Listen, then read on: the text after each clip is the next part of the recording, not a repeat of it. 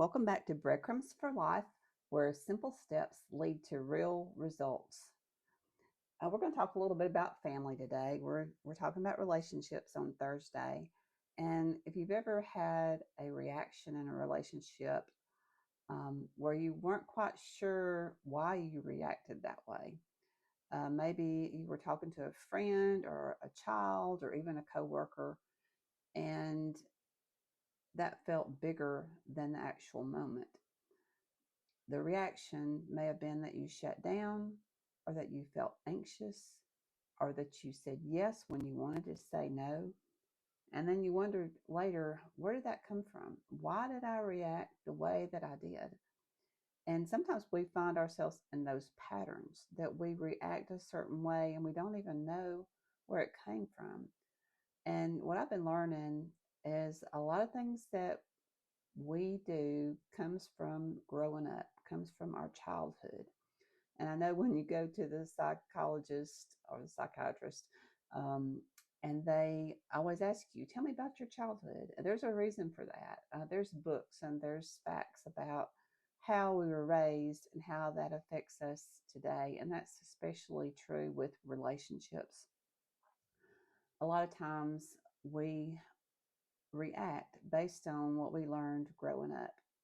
So in my house, we didn't always talk through things. If something hurt, we swept it under the rug. I watched my dad do that so many times. My mom would give him the once over about something, and he just didn't respond back, in a negative way. And I see that as positive, in the fact that he didn't cause a further argument, but he didn't always voice his feelings either. And I witnessed that a lot. While my mom was really good about voicing her feelings to him, she didn't always voice her feelings to me.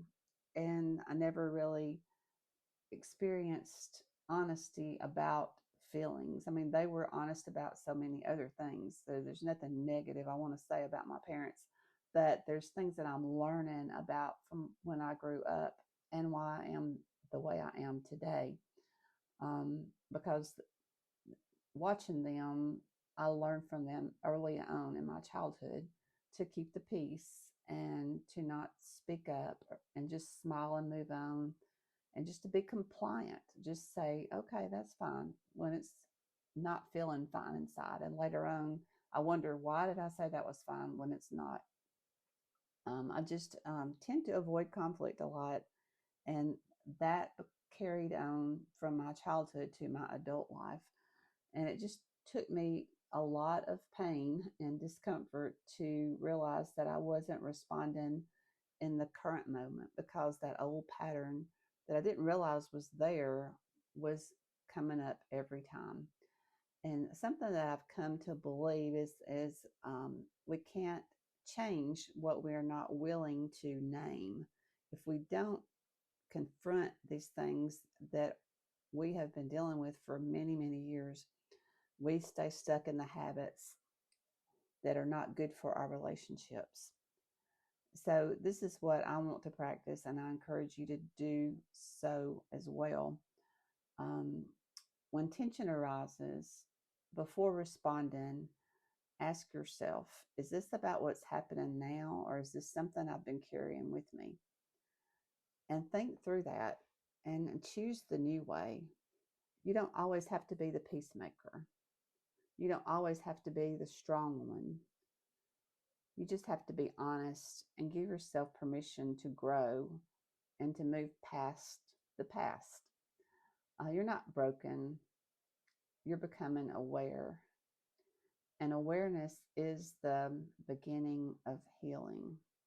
So I encourage you today to think about some past reactions in relationships that were not that great, and how you may have responded compared to what you witnessed when you were growing up. And the breadcrumb for today is to speak one honest sentence to someone that you've been holding back on. Be honest with them. What's really going on with you and how you feel, and you're going to notice a difference. So until next time, leave a breadcrumb, make a difference. This is Frances.